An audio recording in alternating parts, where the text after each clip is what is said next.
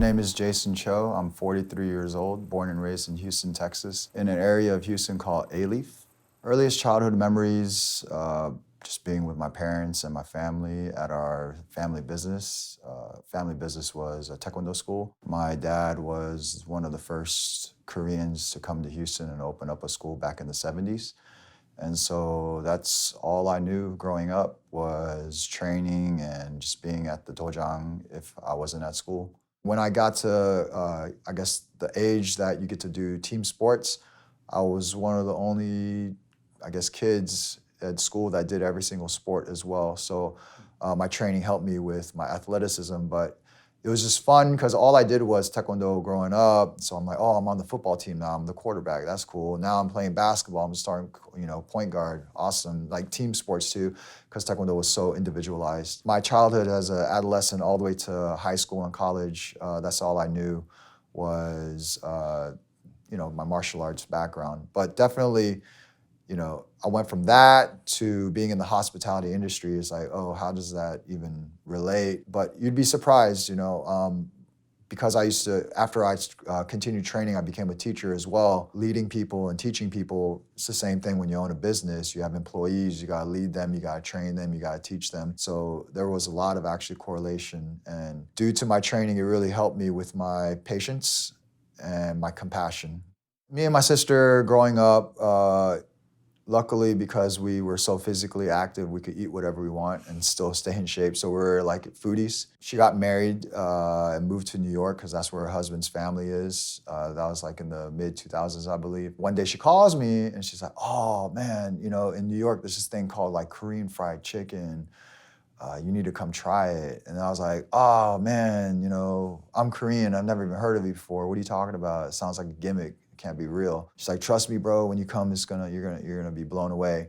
Finally, make my way up to New York to try it. I'm like, dude, this is like really good. What is this? So crispy, so flavorful, so juicy. It's like way better than like Buffalo Wild Wings or Wingstop or whatever. I can't eat that anymore. So I came back to Houston. I was like, I can't wait to find it in Houston. Come back to Houston, I can't find it nowhere. I was like, dude, waited a year. I was like, eventually someone's gonna eventually open this. Nothing.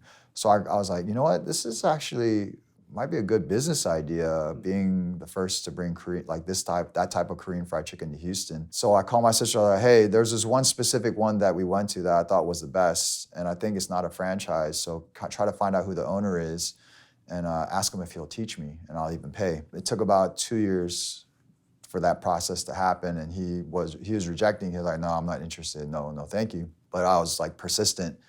Eventually, he said, fine. Fly to New York, I'll show you one time, and then you're gonna pay me. I'm just gonna train you once, and then you're on your own kind of thing. I was like, yeah, no problem, let's do it. How hard can it be? I go there, I do like a few hour session. I was like, okay, I think I got it. Came back to Houston, told my dad, I was like, hey, I have this business idea. I think you'll be able to retire, because he's doing the Taekwondo schools all his life. And I was like, and that's like physically demanding, and he's in great shape though.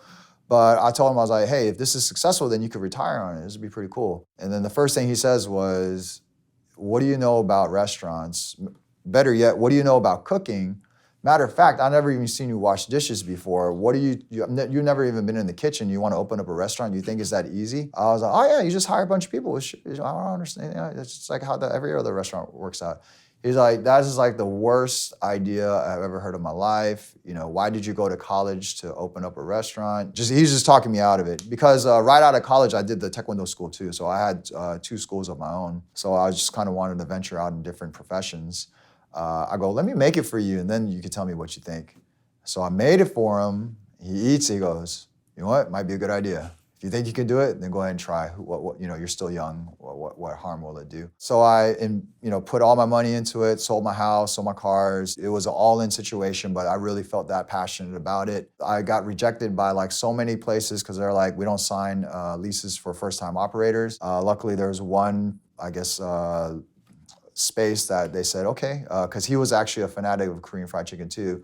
She's like, actually, you know what? If you could pull it off, I want you in my space, so let's go ahead and do it. I was like, okay. So I signed the lease, loan gets approved. Like, it's like all in now. It's like no turning back now. And then they're about to start construction, and then my dad actually passed away before the restaurant even opened. So the reason for me to get into the hospitality industry I lost that. Like, why am I doing this now?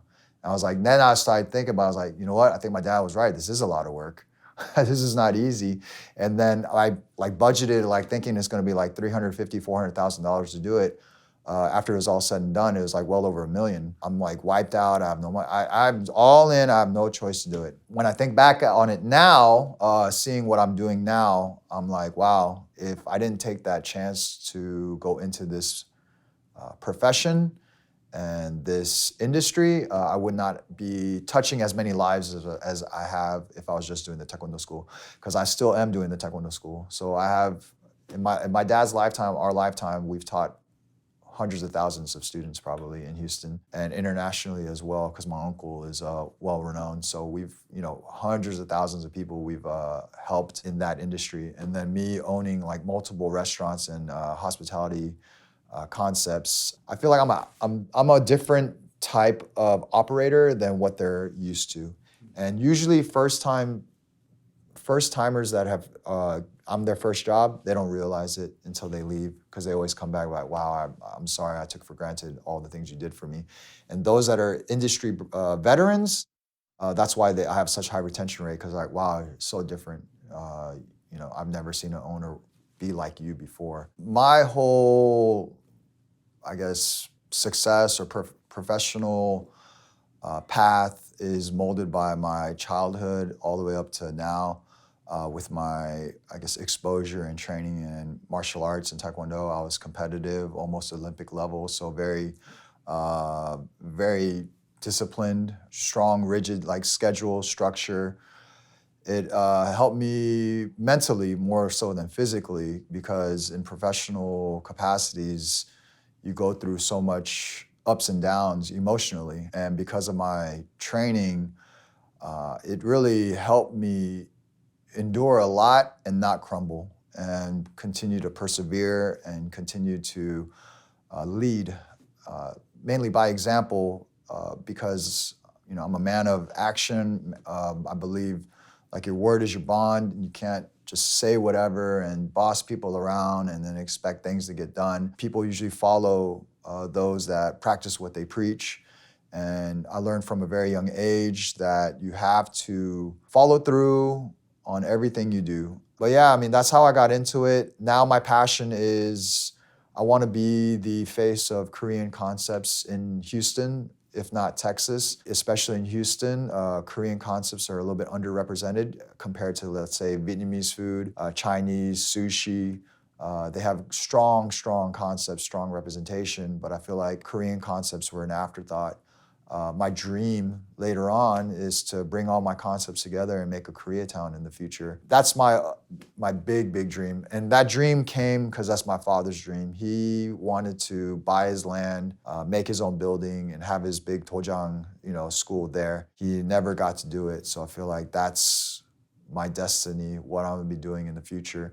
I don't have all these different concepts necessarily to just make money or have multiple businesses. It's more of the bigger picture for me, which is, bringing Korean culture and Korean concepts up to par with everything else that's around in Houston.